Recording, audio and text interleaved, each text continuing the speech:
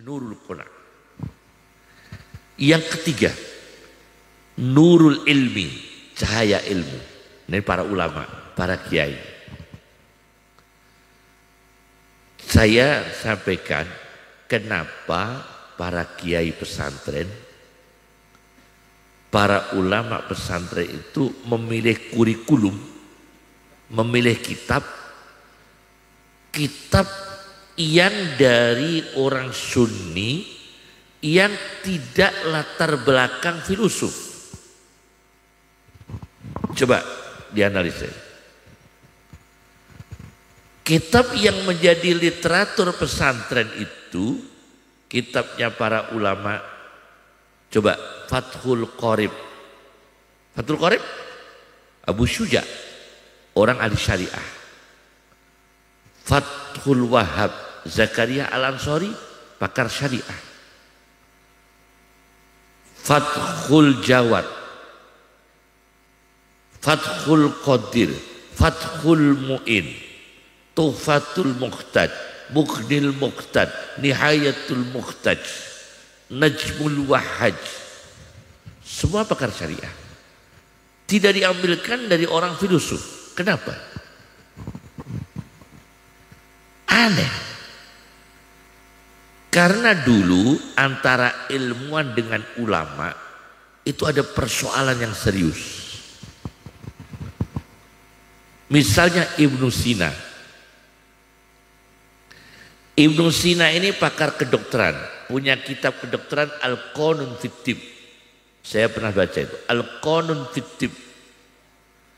Buku kedokteran Ibnu Sina yang diterjemahkan di bahasa Latin abad pertengahan. Al-Qanun fit Tibb.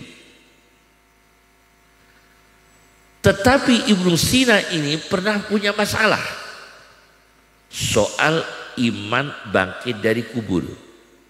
Berbeda dengan ahli sunnah.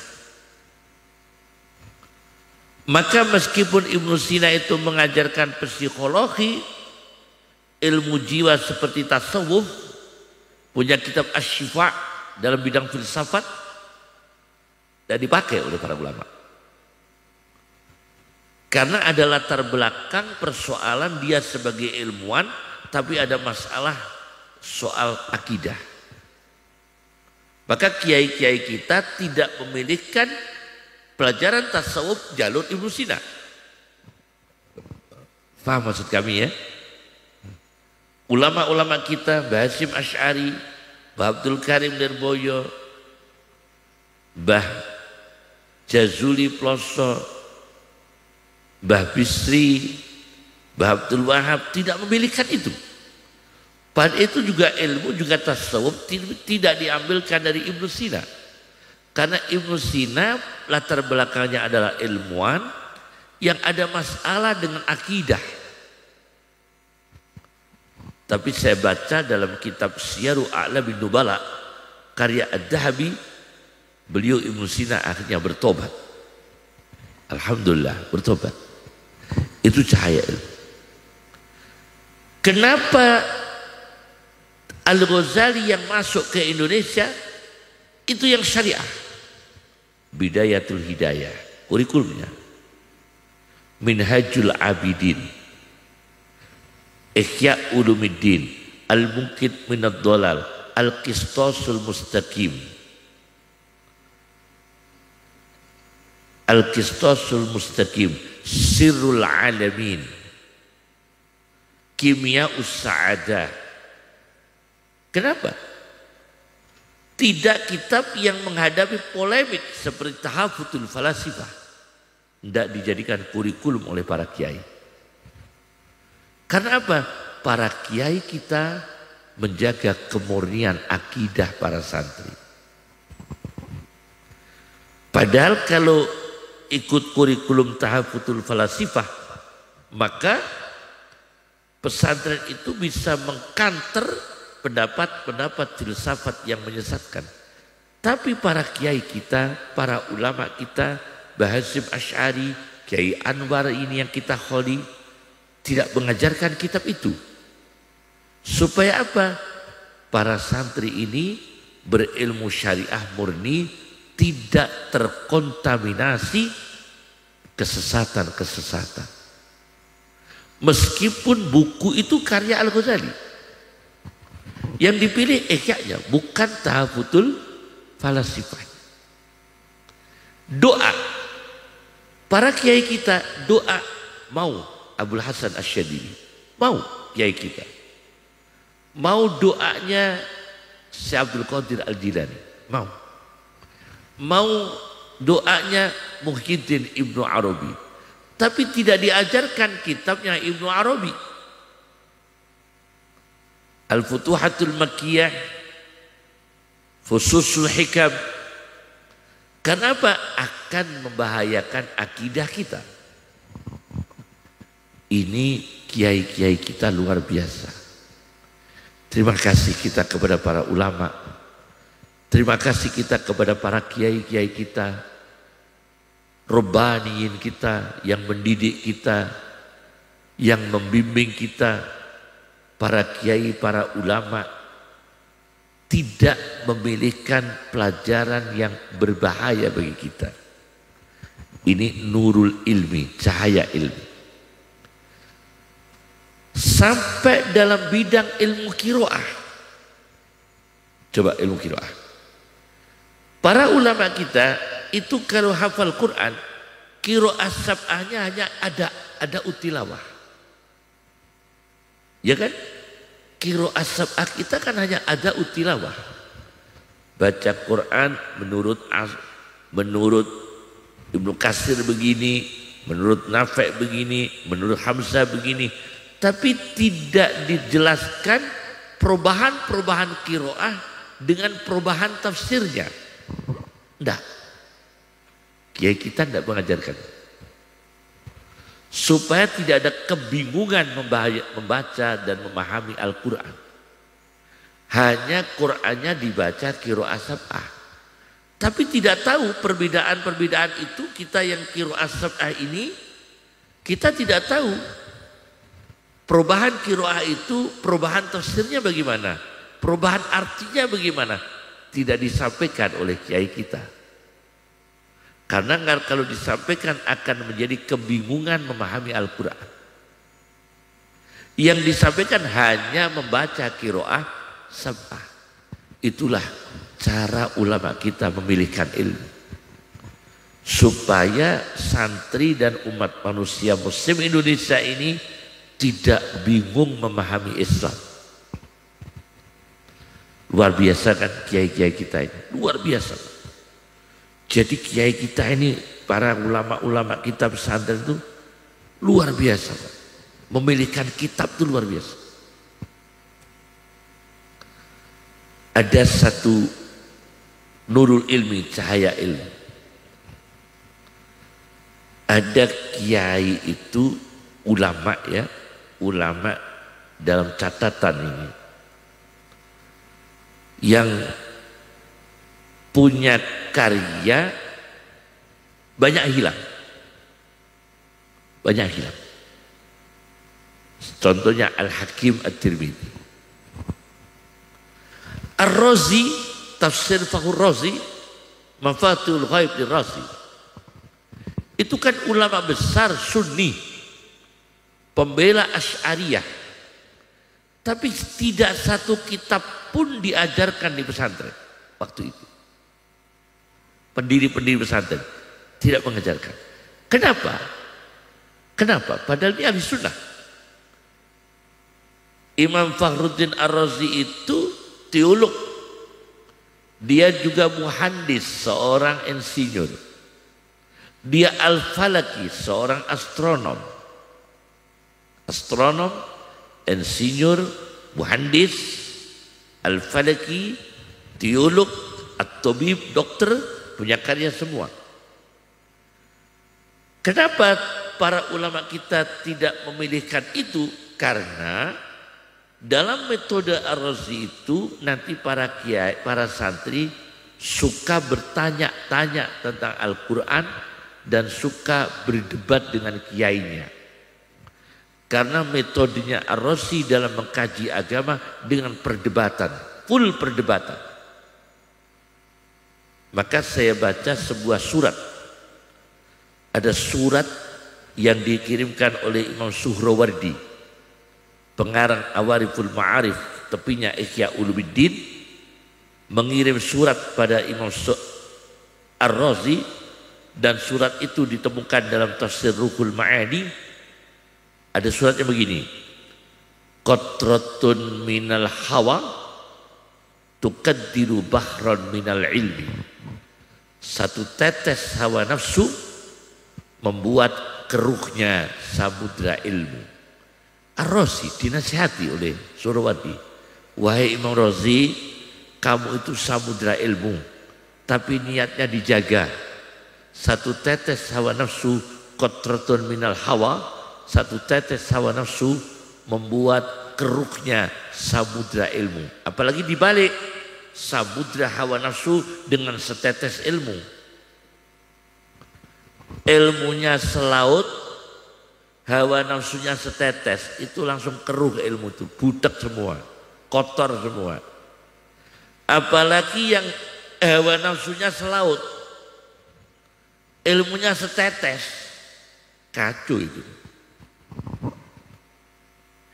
Ini ada dalam suratnya Suhrawardi kepada Ar-Razi dalam Tafsir Ruhul Ma'ani. Inilah nurul ilmi, cahaya ilmu. Sudah berapa itu kata nur ya?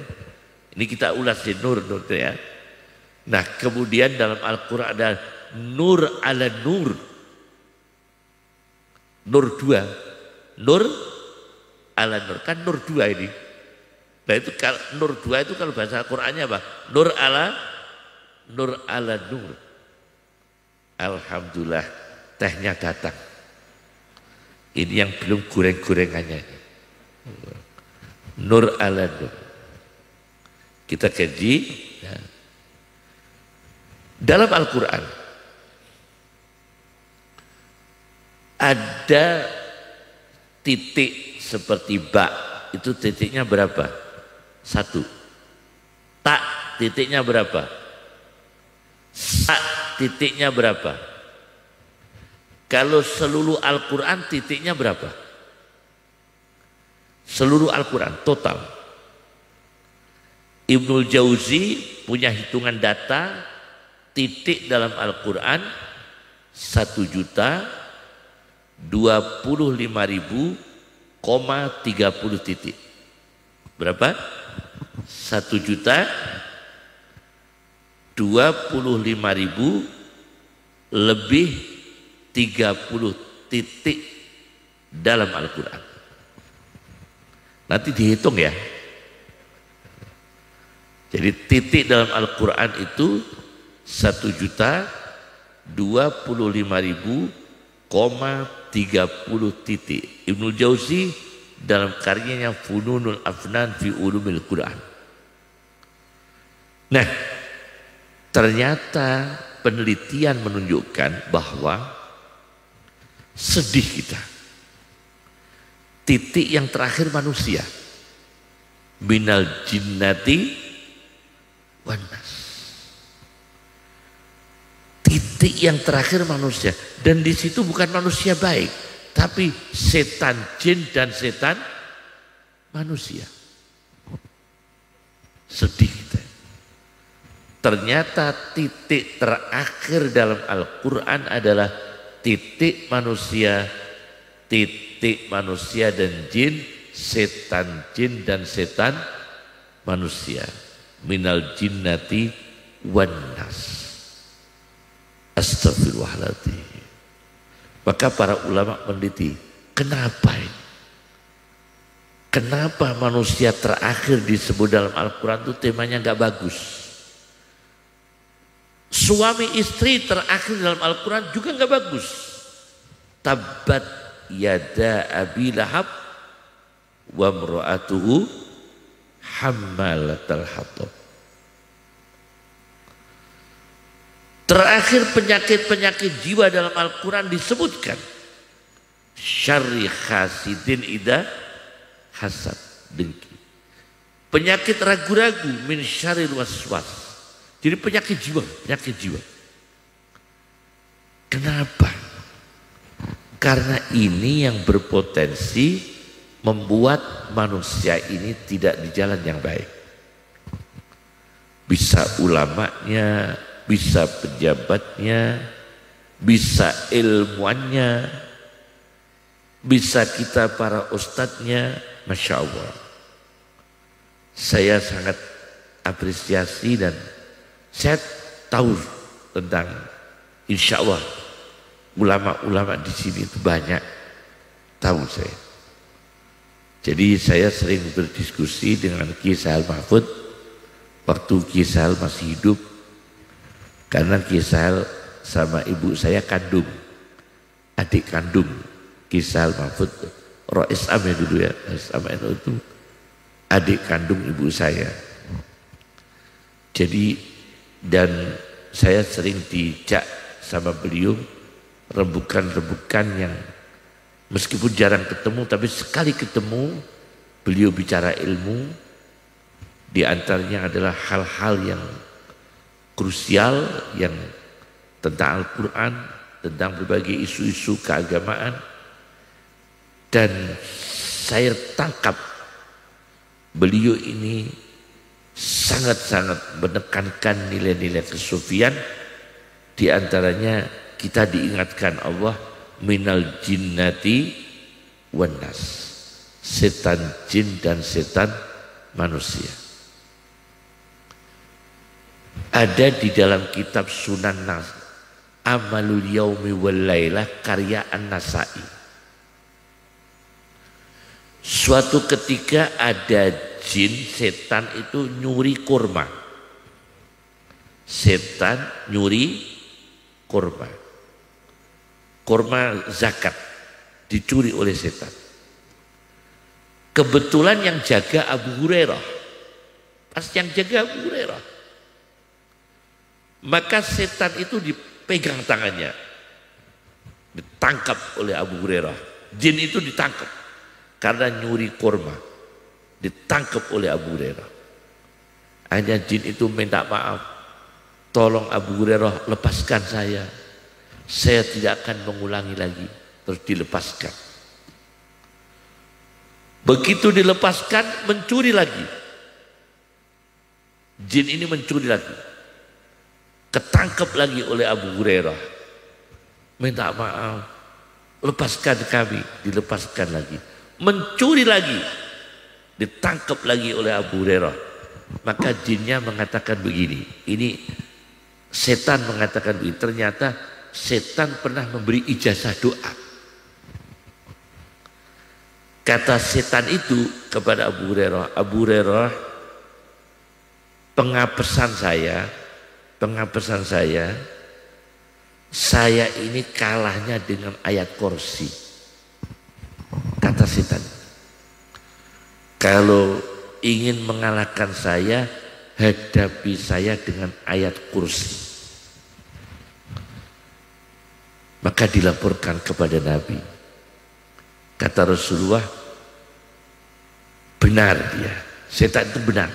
Memang setan bisa kalah dengan ayat kursi, tapi dia tetap pendusta. Ijazahnya benar tapi dia pendusta. Ternyata ada ijazah doa dari setan. Setan tahu kalau kalahnya dengan ayat kursi. Nah, yang susah ini ayatnya hilang, kursinya ada.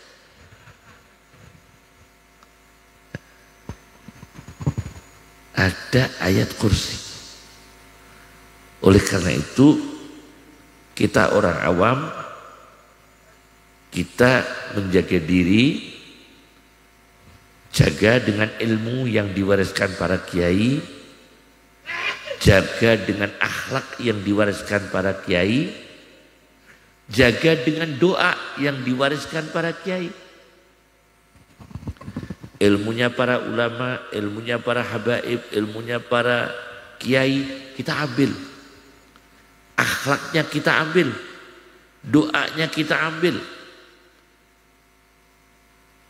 Kesantunannya kita ambil. Itu baru kafah kita itu. Memahami Islam dan mengamalkan Islam secara kafah, utuh. integral. Integral menjadi utuh. Karena apa? Karena memahami dengan sempurna. Ini nur ilmi. Ada nur ala nur. Cahaya di atas cahaya. Nur dalam Al-Quran 43 kali. Saya baru menerangkan 5 kali kalau nggak salah. Masih berapa ini? Masih banyak ini. Nur dalam Al-Quran. Masih panjang. Yang terakhir dari kami adalah nurul irfan. Nur mengenal Allah. Nur ma'rifatullah. Nur mengenal Allah. Mencetak ulama dengan mencetak penceramah itu beda, Kiai. Nyuwun sewu ya. Dalam literatur Islam, grade yang paling dikhawatirkan Nabi adalah penceramah. Itu karena grade yang rendah. Qalla ulama'uhum kasura khutoba'uhum. Jadi yang paling ditakutkan Nabi itu banyak orang yang menyampaikan Islam, tapi dia itu standarnya bukan ulama, tapi penceramah. Ini Nabi sedih. Karena dakwah-dakwah agama disampaikan oleh standar penceramah. Bukan disampaikan oleh standar ulama. Qalla khutoba'uhum, qalla ulama'uhum, kasura khutoba'uhum. Itu sedih Nabi. Kenapa demikian? Nah ini kita sampaikan. Saya pernah mempelajari yang karya Rahmatullah Al-Hindi. Itu kristolog. Kristolog dalam kitabnya Idharul Haq. Perdebatan antara Islam dan Nasrani. Ini kitab karya Rahmatullah Al-Hindi dipelajari oleh pengarang itu kawannya Mbah Hasyim Asy'ari di Saulatiyah Mekah. Jadi pengarang kitab Kristolog Idharul Haq itu yang mendirikan sekolahan Saulatiyah di Mekah. Jadi kakek saya Ki Khalil Mbah Hasyim Asy'ari itu satu angkatan. Ki Abdul Karim Nirboyo satu angkatan dengan pengarang Idharul Haq. Kitab ini kemudian dipelajari oleh Ahmad Deedat. Dipelajari oleh Ahmad Deedat. Kemudian dipelajari oleh Zakir Naik.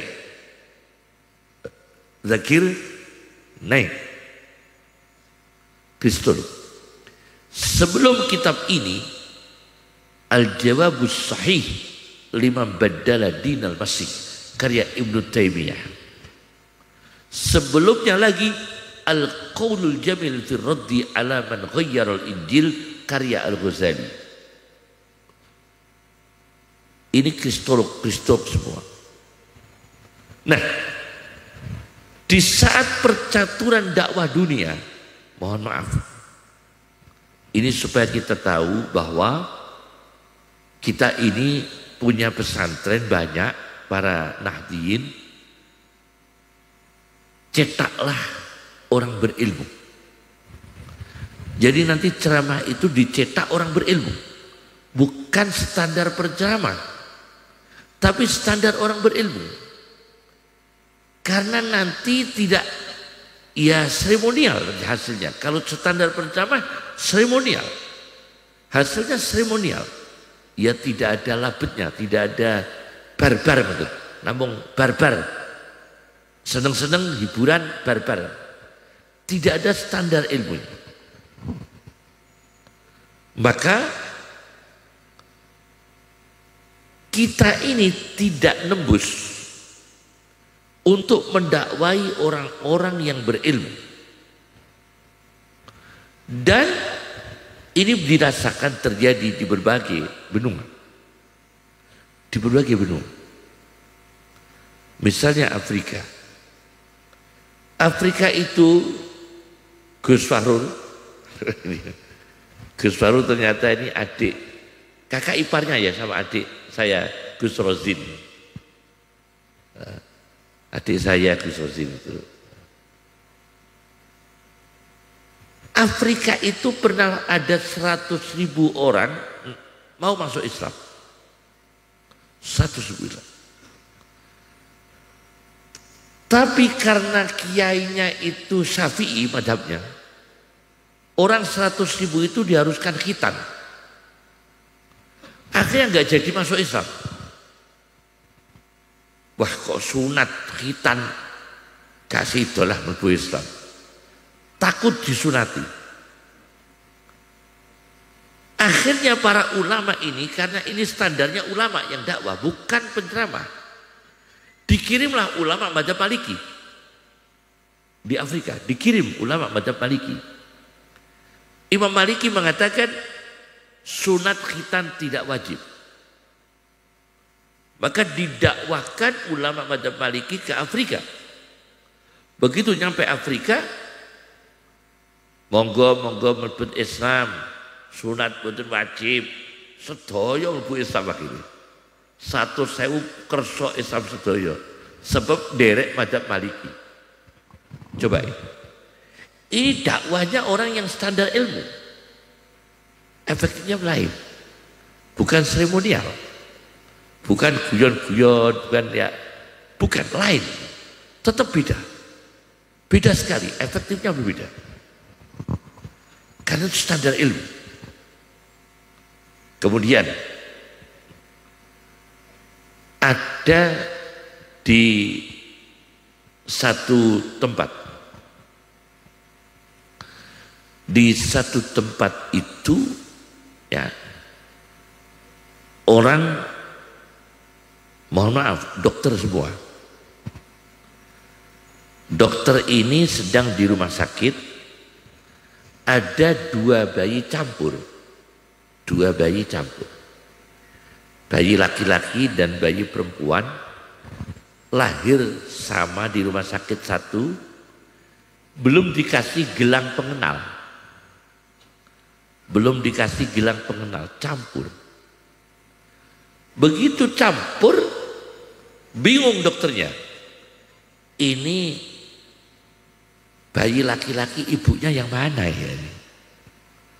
Bayi perempuan ibu yang mana? Karena campur, dan dikasih pengenal, dan dikasih gelang. Akhirnya dokternya di situ, dokternya non muslim semua, yang satu muslim. Akhirnya lari ke Mesir. Dan satu kitab dijelaskan. Lari ke Mesir, ketemu ulama Al-Azhar. Kata ulama Al-Azhar, wah saya nggak bisa ditanya soal itu karena saya bukan dokter.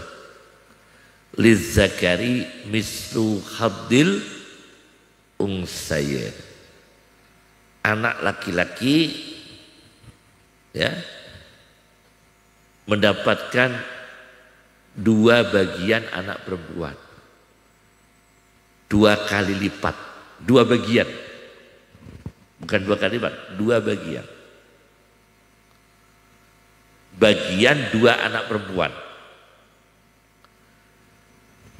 Akhirnya dokter ini mengatakan, cukup Kiai, cukup.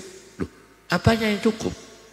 Ini mencari bayi laki-laki ibunya siapa, bayi perempuan siapa. Ayat Lizzakari itu ayat membagi warisan. Tidak ada hubungannya dengan biologi. Tidak ada hubungannya dengan klinis. Tidak ada hubungannya dengan medis. Kata dokternya, cukup Kiai. Sudah, saya cukup. Akhirnya diriset, ayat ini diriset. Dia ke Amerika, rumah sakit yang terjadi campur bayi tadi.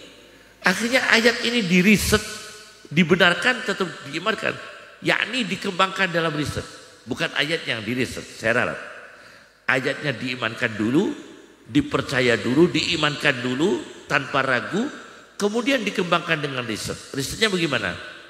Kita riset ibu dua ini mana air susunya yang lebih banyak.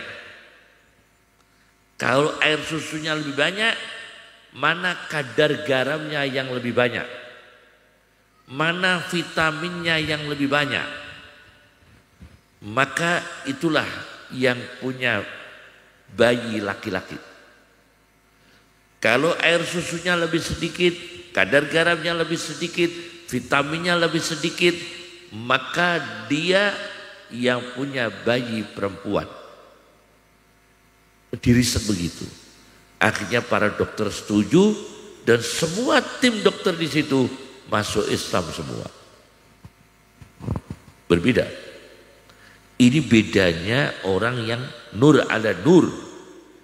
Pakai ilmu, pakai agama.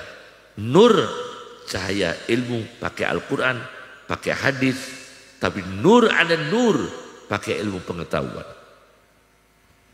Semoga nur 2 ini dan nur 1, nur 3 melahirkan manusia yang nur ala nur.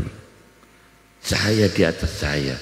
Punya cahaya iman, punya cahaya ilmu, punya cahaya Al-Quran, punya cahaya ilmu. Dan itu nur ala nur. Itu termasuk buku kami Kiai. Kami punya karya namanya Nur ala Nur yang saya bawa ke Hong Kong waktu itu. Ada lagi tulisan kami Al-Alim wal-Alam. Ada lagi tulisan kami Risalatul Hindi yang saya bawa ke India waktu itu. Karya kami, tulisan yang terakhir kami nulis Al-Insaniyah, beri kemanusiaan untuk perang di Afghanistan, konseling kemanusiaan. Al-Insaniyah min turas di Afghanistan. Dan bersama NU cabang Afghanistan. Dan saya susun dengan Qanun Asasi Nahdlatul Ulama tentang kemanusiaan yang berhubungan dengan Afghanistan. Jadi semoga barokah semua. Iman sekali. Kita ulamanya banyak, kiainya banyak, penghafal Quran kita banyak. Di setting, di training ke depan ini dakwah bil ilmi, bil ilmi, bil ilmi. Bil ilmi wal amal, bil ilmi wal amal. Supaya dakwah-dakwah kita ini lebih terakses dengan ilmu pengetahuan. Bukan barbar, terakses dengan ilmu. Seperti dakwah-dakwah yang standar yang di berbagai dunia. Itu dakwahnya pakai ilmu semua. Pakai ilmu. Standar ilmu. Saya pernah di Thailand, di camp militer, untuk menyampaikan, ditanya tentang Kiev, tentara dalam pandangan Islam. Kiev, tentara dalam pandangan Islam. Saya di sana saya sampaikan, akhirnya saya karangkan buku, saya bawa ke sana, namanya Nasihatul Junud, menasihati para tentara. Dan itu penting sekali, ternyata tentara-tentara ini juga butuh ilmu Islam. Ada kitab Nasihatul Tujjar, nasihat untuk para pedagang. Ternyata pengusaha itu butuh ruh Islam. Akhlaknya, cara muamalahnya, adabnya orang berbisnis, butuh sekali cara Islam. Adabnya orang berdagang, adabnya orang petani, butuh sekali. Nasihatul Tujjar. Maka puas-puaskan mondok di pesantren itu. Karena itu pusat ilmu, pusat doa, pusat riyadhah, dan banyak ulama soleh. Mantapkan hati kita, pesantren-pesantren itu banyak orang soleh, banyak ulama, banyak aulia, apalagi di Jawa Timur, Malang, banyak ulama, banyak orang soleh. Maka semoga anak-anak kita diberi hidayah oleh Allah. Kami tidak panjang-panjang, kami hanya mengulas tentang Nur 2 tadi ya. Nur 1, Nur 2, Nur 3, terakhir Nur ala Nur ya. Ada Nur agama dan Nur ilmu pengetahuan. Nah, itu ditekankan cucu-cucu kita mondok ngaji, cek sakit ngaji, cek betul sakit ngaji, dapat apa? Akhlaknya para ulama. Dapat doanya, dapat sopan santunnya, dapat ilmunya, dapat sopan santunnya, dapat doanya, dapat barokahnya. Jadi multi Pak, ngaji di pondok itu multi. Saya sangat. Jadi kenapa kiai kok nggak buka diskusi seperti di kampus? Bukan kampus, tidak usah ikuti kampus. Metode tafsir Ar-Razi saja sudah bisa diikuti. Tapi nggak dipakai oleh para kiai. Karena nanti adabnya santri berubah. Maka tidak pernah kita tahu kiai dulu diskusi dengan santri. Nggak ada kan ya? Namanya kiai kok tanya jawab dengan santri itu lumrah betul? Nggak lumrah. Karena kalau metodenya pakai Ar-Razi, fa'in kulta kultu. Saudara bertanya, saya jawab. Fa'in kulta, saudara bertanya, saya jawab. As-su'alul awal al-jawab, as-su'alul sani al-jawab. Kan begitu terus dalam mengantarkan ilmu. Tafsir Ar-Razi dalam tafsir Mafatihul Ghaib Ar-Razi. Tapi kita tidak, kiai kita menanamkan tawaduknya, sopan santunnya. Jadi kiai kita ini tanamnya adab. Pakainya apa? Kalau sowan ke kiai, jangan notok-notok lawang terus, nunggu sampai kiai keluar. Walau annahum sabaru hatta takhruja ilaihim. Hendaknya mereka sabar nunggu kamu Muhammad SAW keluar. Lakana khairan lakum.